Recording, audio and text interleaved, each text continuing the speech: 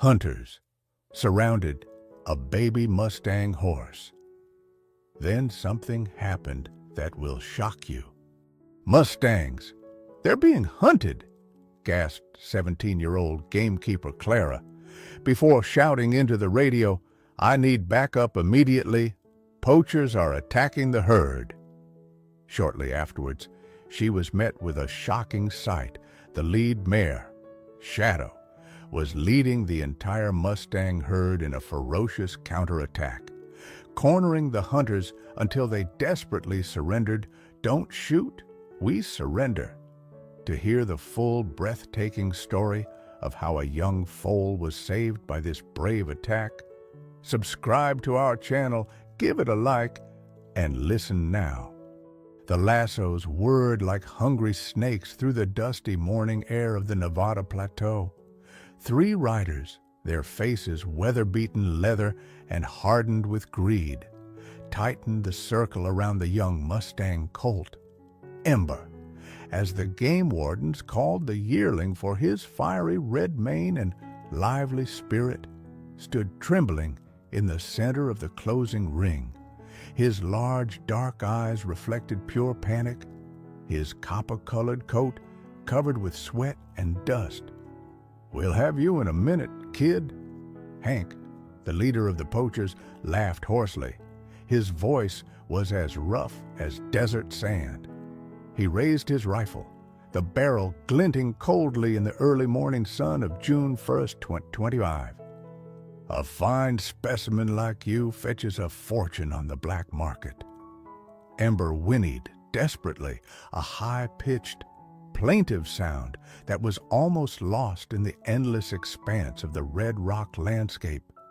It backed away, stumbled over a loose stone, but recovered. There was no escape. The riders drove it relentlessly toward a steep cliff face.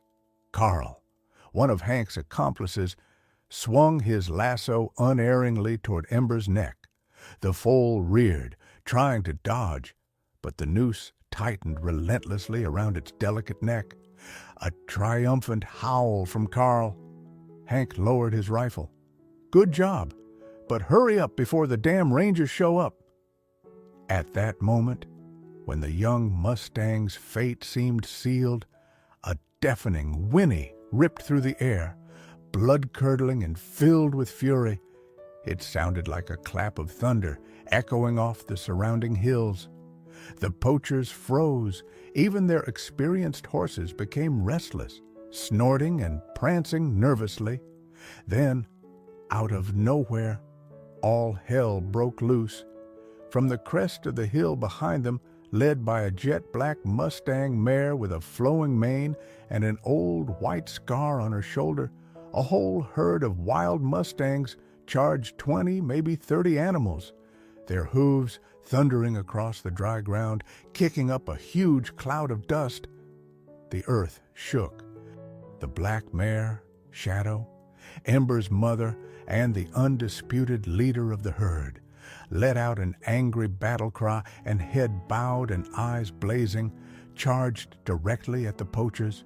Her herd followed her, an unstoppable avalanche of muscle, hooves, and fierce determination. The poachers were thunderstruck. Panic gripped them. Hank's rifle fell from his hand. Carl's horse shied at the charging mare, threw its rider, and galloped away. The carefully laid trap was broken, and the hunters became the hunted. The tide had turned with terrifying, unexpected brutality. The wilderness struck back, with the combined might of a desperate mother and her loyal herd. What had begun as sure prey turned into a nightmare.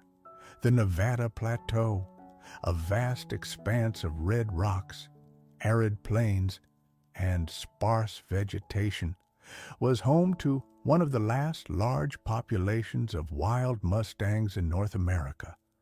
These horses, descendants of animals introduced by the Spanish, were a symbol of freedom and untamed nature, but also a desirable target for poachers seeking quick cash by illegally selling the animals or their meat.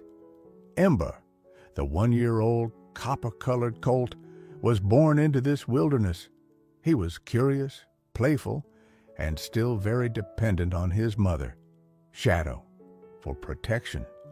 Shadow was a formidable presence, a jet-black Mustang mare, known for her intelligence, leadership, and an old, distinctive scar on her left shoulder, testifying to a previous encounter with humans or predators.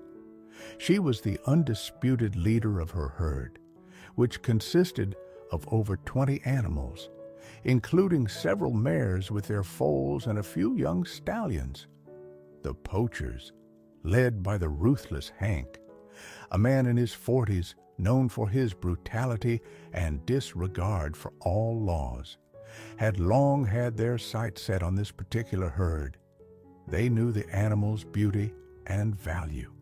Hank and his 2 accomplices, Carl and a younger man named Dave, were experienced horse thieves who had seen it all. Clara, a 17-year-old girl from Reno, spent every summer volunteering with a small but dedicated wildlife conservation organization dedicated to protecting Nevada Mustangs.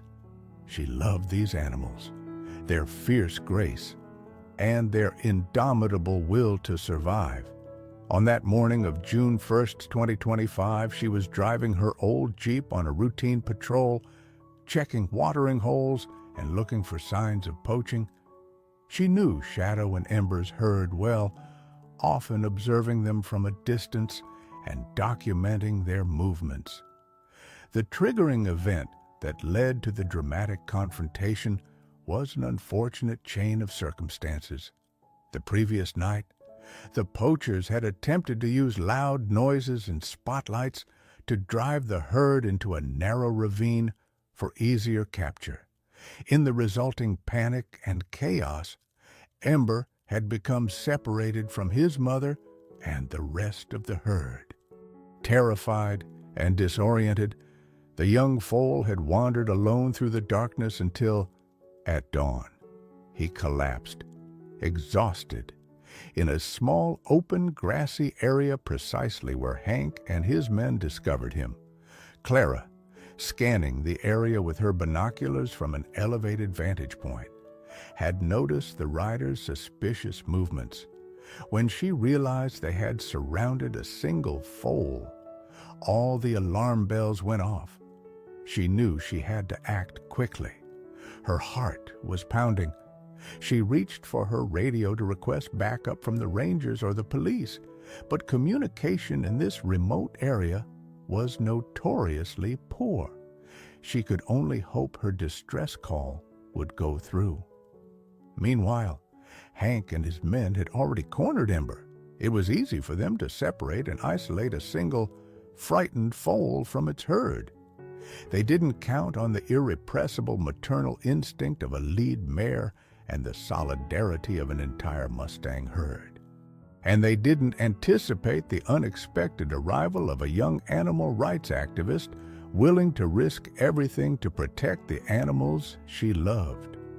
Clara's goal was clear. She had to try to save the foal and catch the poachers in the act, even if she was initially on her own. The confrontation was inevitable. The poachers were completely taken by surprise by the sudden and unexpected attack of the Mustang herd. Hank's plan to quickly and discreetly capture Ember, or, if necessary, kill her, was thwarted in seconds. The jet-black led mare, Shadow, charged them like a fury, her eyes flashing with rage, her hooves striking everything in her path with relentless force. Carl, who had just triumphantly swung his lasso around Ember's neck, was hit first. Shadow's powerful body rammed into the flank of his horse, which reared in pain and shock, throwing Carl from the saddle. He landed roughly in the dust, the lasso slipping from his grip. His horse galloped away in panic. Dave, the youngest of the 3 poachers, tried to raise his rifle, but his horse, also panicked by the wild attack and the onslaught of the other Mustangs, began to rear and buck uncontrollably. Dave had his hands full just staying in the saddle. Hank, the leader, cursed loudly. He'd captured many Mustangs, but he'd never seen anything like this. The sheer aggression and determination of the lead mare and her herd were frightening. He wheeled his horse and tried to bolt, but the other Mustangs, led by several young stallions, cut him off. They formed a tight circle around Ember, who was trembling and clinging to his mother, and whinnied menacingly, their ears flattened, their teeth bared. Ember, freed from the noose, pressed to Shadow's side.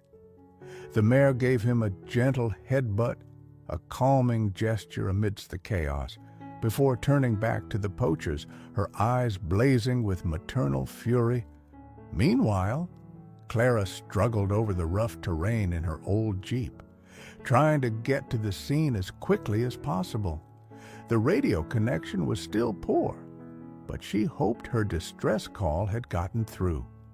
She could hear the cloud of dust and the excited neighing of the horses from afar.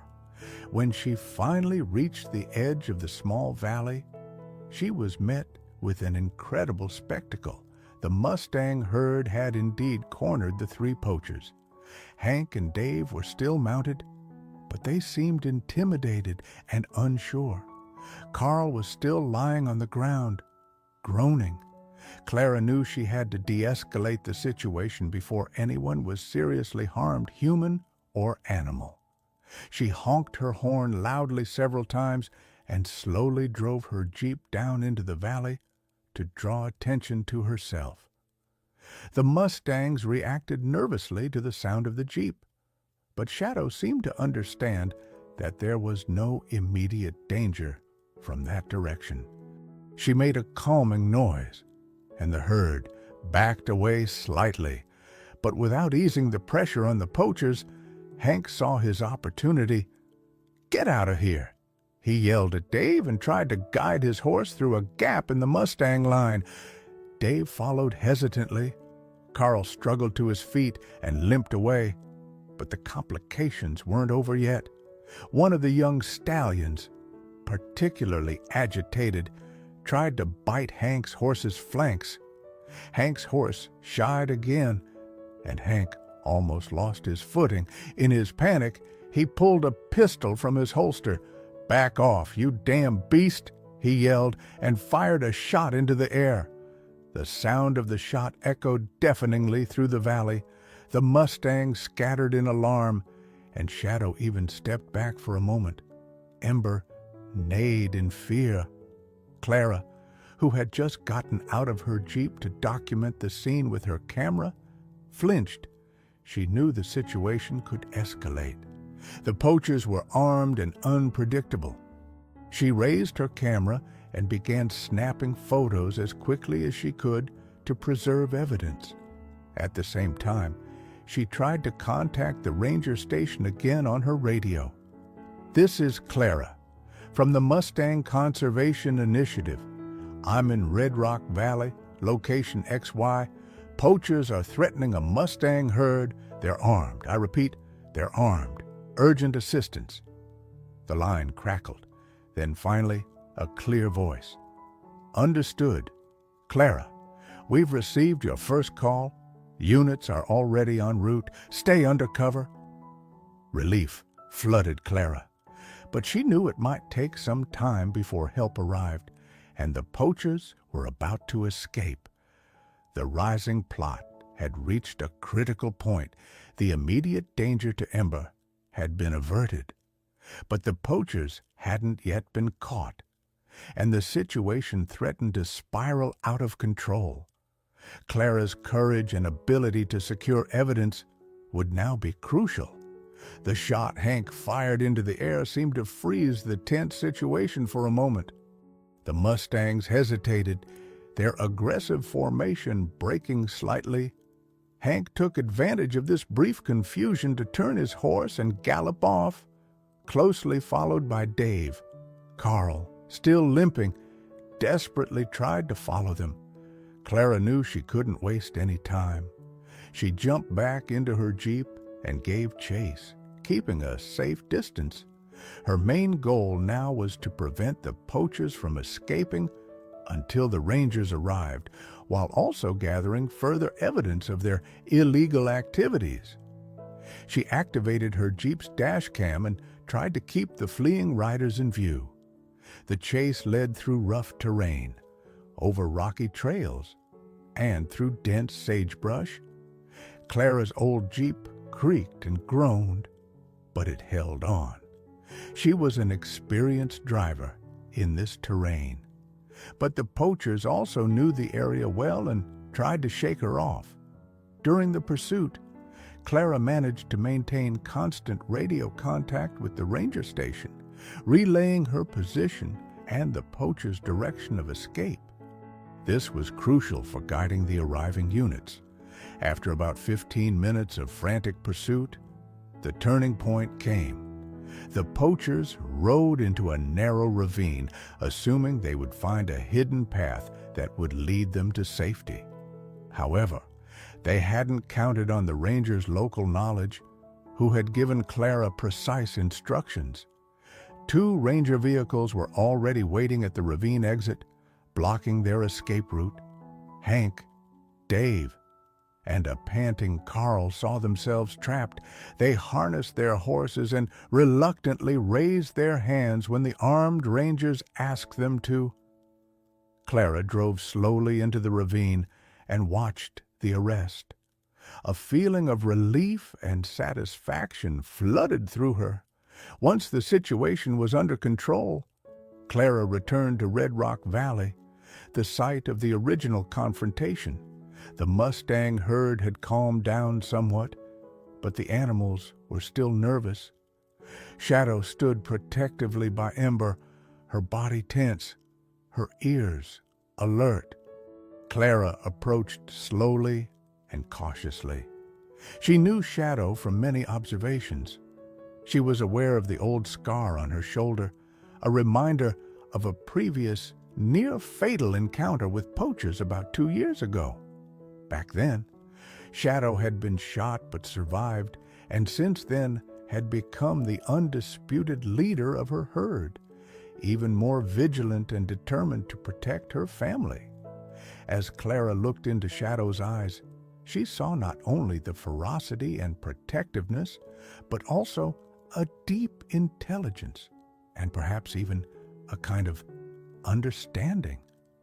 She remembered accounts from other animal rights activists and rangers who had spoken of Shadow's extraordinary leadership and her almost human behavior in dangerous situations. The revelation, or rather the confirmation, of Shadow's past and her role as survivor and protector was the real turning point in this story for Clara.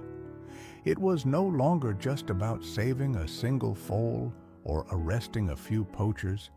It was about the struggle for survival of an entire species, about the resilience of nature, and about the incredible strength of a mother willing to risk everything for her child and her herd.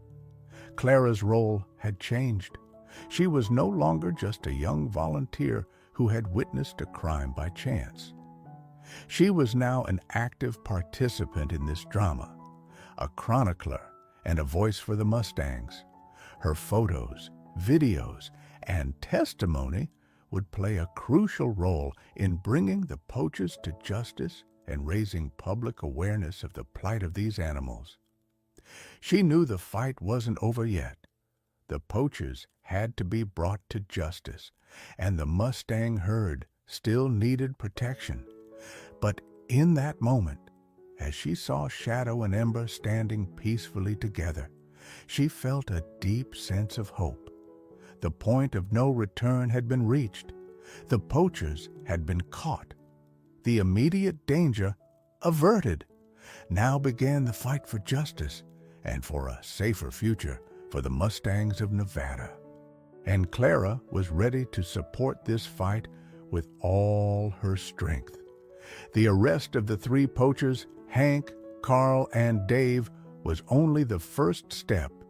In the following weeks, the arduous work of securing evidence and preparing for the trial began. Clara's photos and dashcam footage proved invaluable. They not only captured the poachers in the act of attempting to capture Ember, but also documented Hank's reckless shot into the air and desperate escape. The Rangers and local police worked closely together. During the search of the poachers' camp, further evidence was found: illegal traps, weapons, and records of previous sales of wild horses on the black market. It turned out that Hank and his gang were part of a larger, organized poaching ring that had been operating in Nevada for years and was responsible for the disappearance of numerous Mustangs. The value of the animals they illegally traded was in the millions. Dismantling this ring became a primary goal of the investigators. Clara was interviewed several times by the police and the public prosecutor. She described her observations in detail, from the moment she first saw the poachers until her arrest. Her clear and precise testimony, supported by photographic evidence, made her a key witness for the prosecution. Meanwhile, Ember and his herd were placed under special observation by the wildlife rescue organization Clara worked for. Veterinarians examined the animals for possible injuries from the confrontation. Ember was traumatized but physically unharmed. He rarely left his mother Shadow's side. Shadow's old scar on his shoulder was also documented, a symbol of her resilience and the constant threat the Mustangs faced. The story of Shadow's courageous defense of her foal and the herd's spectacular counterattack quickly spread through local and even national media. Reporters came to Nevada to cover the case. Clara, although shy of publicity, gave several interviews to raise awareness of the Mustangs' plight and gain support for their protection. Shadow and Ember became symbols of the fight against poaching. For Clara, this time was an emotional roller coaster. On the one hand, she felt satisfaction at the poachers' arrest and the growing public awareness of Mustang conservation. On the other, she felt the burden of responsibility and the constant worry about the animals' safety. She experienced her own personal dark night of the soul when she received threatening letters from poachers' sympathizers who tried to intimidate her and dissuade her from testifying. There were moments when she was afraid, when she doubted whether her efforts could truly make a difference against the poachers' seemingly overwhelming greed and brutality. But the support of her family, her friends at the Animal Welfare Organization, and the many positive reactions from the public gave her renewed courage. She knew she wasn't alone. Preparations for the trial of Hank, Carl, and Dave were in full swing. Prosecutors were confident of securing a conviction, not only for attempted theft and animal cruelty, but also for membership in a criminal organization. The goal was to set a precedent to deter other poachers. Clara was called as the star witness. She carefully prepared for her testimony, repeatedly reviewing her observations to avoid making any mistakes in court. She knew a lot depended on it. Tensions mounted as the trial date approached. Would there be justice for Ember, Shadow, and all the other Mustangs who had fallen victim to poachers? The climax of the battle was imminent, not in the harsh Nevada wilderness, but in a sober courtroom, where words and evidence would decide the fate of the defendants and perhaps even the future of the Mustangs. The courtroom in Reno was packed as the trial against Hank, Carl, and Dave began. Media interest was enormous. Clara sat in the witness stand, her heart pounding, but her gaze firm and determined. She described in clear, precise words what she had witnessed that morning in Red Rock Valley: the encirclement of the young colt Ember, the threatening stance of the poachers, Hank's gunshot, and finally, the spectacular counterattack by the Mustang herd, led by the courageous mare Shadow. Her photos and video recordings were presented as evidence and impressively supported her testimony. The defendant's defense attorneys attempted to undermine Clara's credibility, portraying her observations as exaggerated or misinterpreted, but Clara remained undeterred. She answered all questions calmly and objectively. The decisive moment came when the prosecution presented evidence of the defendant's connection to a larger poaching ring. Records of illegal sales, communications with other members of the ring, and the weapons and traps found on them painted a clear picture of their criminal activities. Hank, the leader, tried to portray himself as a simple horse catcher just looking to make a living, but the evidence was overwhelming. In the face of Clara's detailed testimony and the investigator's unequivocal evidence, his defense collapsed. After several days of deliberation, the jury retired to deliberate. The tension in the courtroom was almost unbearable. After several hours, the jury returned. The announcer read the verdict: guilty on all counts: attempted grand theft, cruelty to animals, and membership in a criminal organization for illegal poaching. A murmur went through the hall, followed by relieved applause from the animal rights activists and Mustang enthusiasts present. Hank, Carl, and Dave were sentenced to long prison terms. It was a severe blow to the organized poaching ring in Nevada. Clara wept with relief. Justice had been done. Her courageous intervention and meticulous documentation had contributed significantly to this success.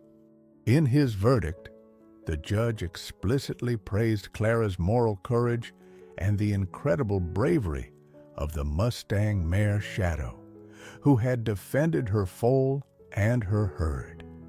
The central question of the story, would the poachers be held accountable for their actions, had been answered with a resounding yes.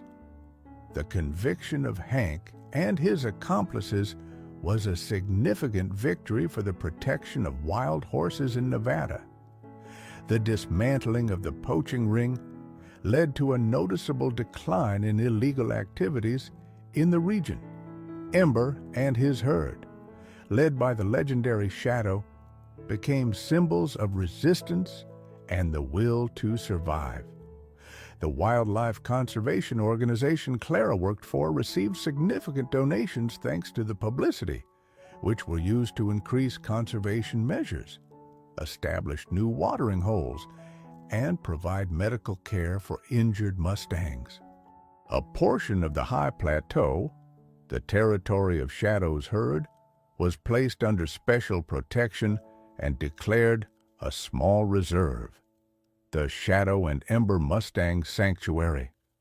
Clara continued her volunteer work with even greater dedication. She became a recognized voice in the fight for Mustang rights.